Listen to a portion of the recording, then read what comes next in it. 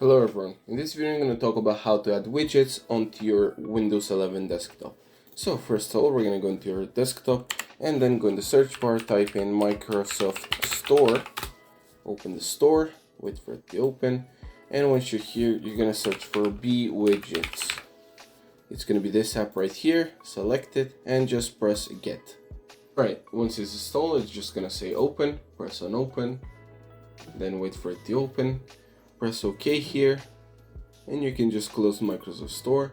Then once you're in here, you're just gonna press on new widget, and it will add a new widget. So for example, I've added the time right there, and then if you want, you can add even more new ones, and then you can customize them.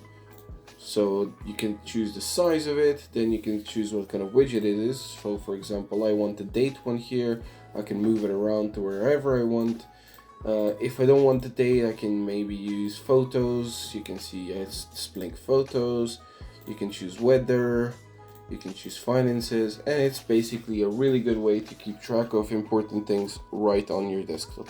Anyways, that's pretty much it. Thanks for watching. Make sure to leave a like, share, and subscribe. And see you in the next one. Goodbye.